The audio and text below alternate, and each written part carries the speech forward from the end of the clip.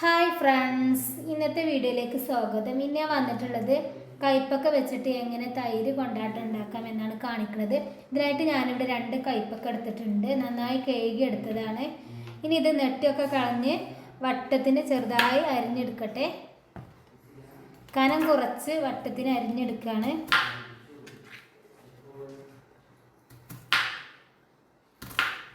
കനം കുറച്ച് വട്ടത്തിന് ഇങ്ങനെ അരിഞ്ഞെടുക്കട്ടെ മുഴുവനും. അതിനുശേഷം നമുക്ക് കൊണ്ടാട്ടം ഉണ്ടാക്കാം.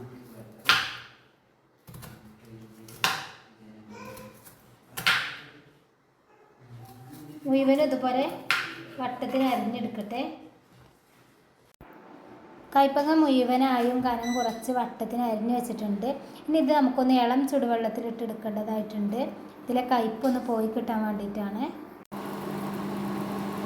കയ്പക്ക ചുടുവെള്ളത്തിലിടാനായിട്ട് ഞാനിവിടെ കുറച്ച് വെള്ളം അടുപ്പിൽ വെച്ചിട്ടുണ്ട്. ഇപ്പോൾ വെള്ളം ഇങ്ങനെ തിളക്കാൻ തുടങ്ങിയിട്ടുണ്ട്. ഇനി ഫ്ലെയിം ഓഫാക്കാണ്. നന്നായി തിളച്ച വെള്ളത്തിലല്ല നമ്മൾ ഇടേണ്ടത്, ഇളം ചുടുവെള്ളത്തിലാണ്. കാരണം നല്ലവണ്ണം തിളച്ച വെള്ളത്തിലിട്ട് കഴിഞ്ഞാൽ നമ്മുടെ കയ്പക്ക വെന്ത് പോകുള്ളൂ. ലൈറ്റായിട്ടുള്ള ചൂടുള്ള വെള്ളമാണ് വേണ്ടത്. കട്ട് ചെയ്ത് വെച്ച കയ്പക്ക ഒരു പാത്രത്തിലേക്ക് ഇട്ട് കൊടുത്തിട്ടുണ്ട്. ഇനി അതിലേക്ക് ഇളം ചുടുവെള്ളം ഒഴിച്ച് കൊടുക്കുകയാണ്. നന്നായി തിളച്ച വെള്ളമല്ല, ഇളം ചുടുവെള്ളമാണ്. ഇനി ഇതിലേക്ക് കുറച്ച് ഉപ്പിട്ട് കൊടുക്കാം. കയ്പങ്ങയിലേക്ക് ആവശ്യത്തിനുള്ള ഉപ്പിട്ട് കൊടുക്കുകയാണ്. കയ്പക്ക ഇങ്ങനെ ഇളം ചുടുവെള്ളത്തിലിട്ട് വെക്കുന്നത് കയ്പങ്ങയിൽ കയ്പൊന്ന് പോയി കിട്ടാൻ വേണ്ടിയിട്ടാണ്. ഇനി കയ്പക്ക ഈ ഇളം ചുടുവെള്ളത്തിൽ നിന്നും കോരി മാറ്റാണ്. വെള്ളമില്ലാതെ കോരി മാറ്റുക. വെള്ളം വാർന്നതിന് ശേഷം ഒരു പാത്രത്തിലേക്ക് ഇട്ട് വെക്കുക.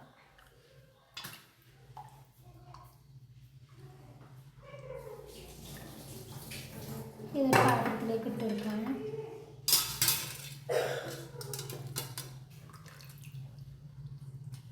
കൂടുതൽ നേരം നമ്മൾ ഈ വെള്ളത്തിൽ വെച്ച് കഴിഞ്ഞാൽ നമ്മുടെ കയ്പക്ക നല്ല പോലെ വെന്ത് പോകുള്ളൂ.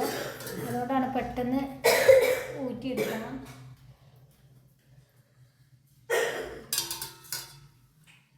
മുഴുവൻ ഊറ്റിയെടുത്തിട്ടുണ്ട്.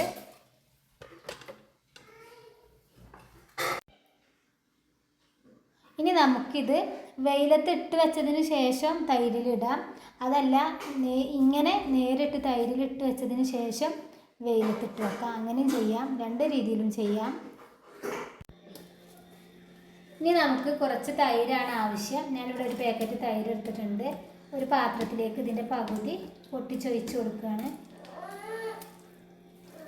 ഇനി ഇതിലേക്ക് ഉപ്പിട്ട് കൊടുക്കാം. ഉപ്പിട്ടിട്ടുണ്ട്. ഇനി നന്നായി മിക്സ് ചെയ്യാം. ഉപ്പ് ഉരുകുന്നത് വരെ ഒന്ന് മിക്സ് ചെയ്തെടുക്കാം.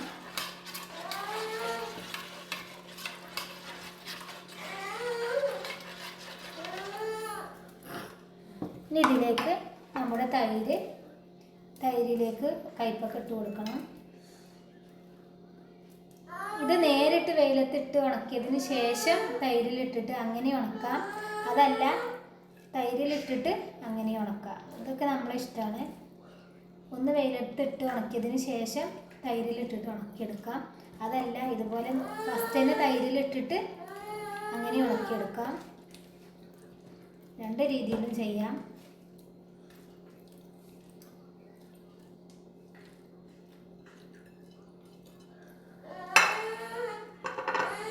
കുറച്ചും കൂടി തൈര് ഒഴിച്ച് കൊടുക്കുക.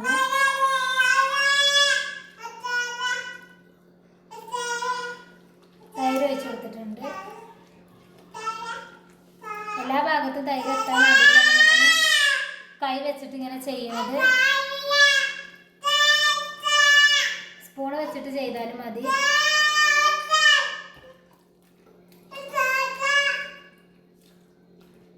ഇപ്പം കയ്പക്ക തൈരിൻ്റെ എല്ലാ ഭാഗത്തും എത്തിയിട്ടുണ്ട്. ഇനി നമുക്കിത് വെയിലത്തിട്ട് ഉണക്കിയെടുക്കാം.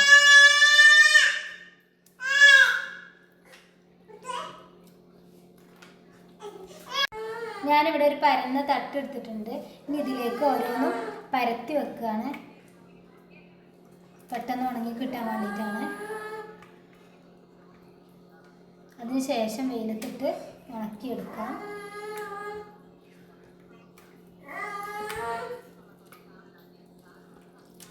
ഇങ്ങനെ ഇട്ട് കൊടുക്കാം.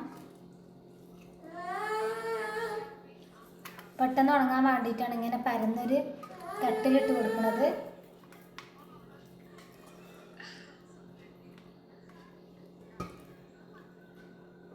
ഓരോന്നോരോന്നായി പരത്തിയിട്ട് കൊടുക്കുക.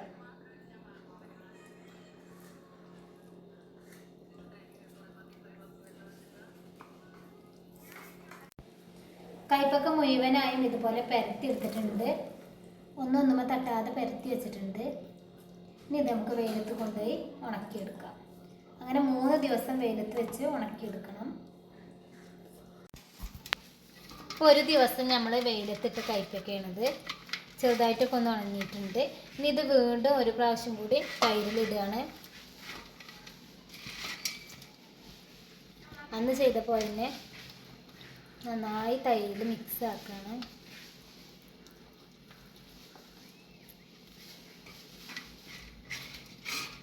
എന്നിട്ട് വീണ്ടും പരത്തിയിട്ടിട്ട് വെയിലത്തിട്ട് 3 ദിവസം ഉണക്കിയെടുത്താൽ നമ്മുടെ കൈപ്പക്ക തൈര് കൊണ്ടാട്ടം റെഡിയായി.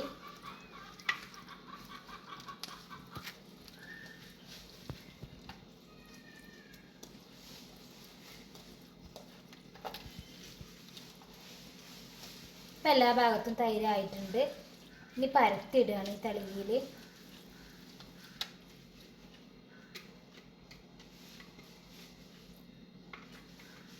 അന്ന് ചെയ്ത പോലെ തന്നെ ഓരോന്നോരോന്നായി തമ്മിലിങ്ങനെ തൊടാതെ പരത്തി വെച്ച് കൊടുക്കുകയാണ്, പെട്ടെന്ന് ഉണങ്ങി കിട്ടാൻ വേണ്ടിയിട്ട്.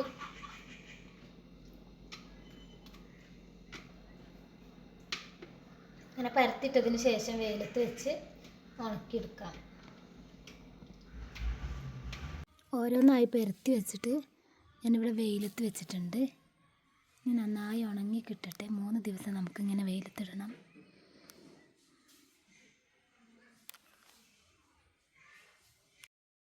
ഇപ്പോൾ നമ്മുടെ കൈപ്പക്ക നന്നായി ഉണങ്ങി കിട്ടിയിട്ടുണ്ട്. 3 ദിവസം വെയിലത്തിട്ട് നന്നായി ഉണക്കിയെടുത്തതാണ്. ഇനി നമുക്ക് ഇതിൽ നിന്നും കുറച്ചെടുത്ത് പൊരിച്ച് നോക്കാം.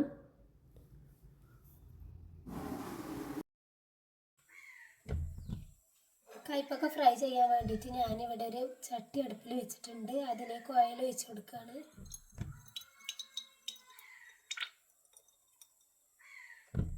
ഓയിലാണ് ഒഴിച്ച് കൊടുത്തിട്ടുള്ളത്.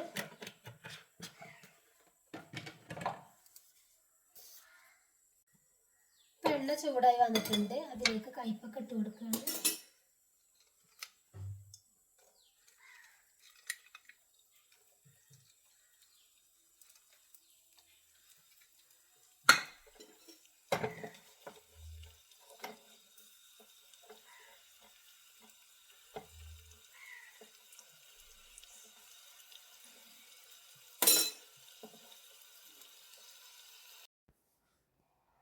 കൈപ്പക്ക 2 സൈഡും ഒരുപോലെ വേവ് റെഡിയാവാൻ വേണ്ടിയിട്ട് നന്നായി ഇളക്കി കൊടുക്കുകയാണ്.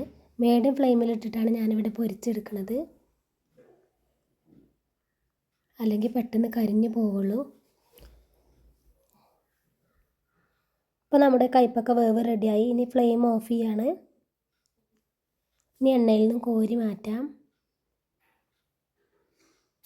മുഴുവനും എണ്ണയിൽ നിന്നും കോരി മാറ്റട്ടെ.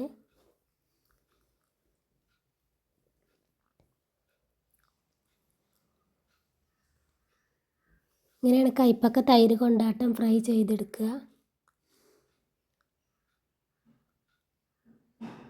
അപ്പോൾ ഇതാണ് ഇന്നത്തെ വീഡിയോ. വീഡിയോ ഇഷ്ടപ്പെട്ടാൽ ലൈക്ക് ചെയ്യാനും ഷെയർ ചെയ്യാനും, ആദ്യമായിട്ട് കാണുന്നവരാണെങ്കിൽ സബ്സ്ക്രൈബ് ചെയ്ത് സപ്പോർട്ട് ചെയ്യാനും മറക്കരുത്.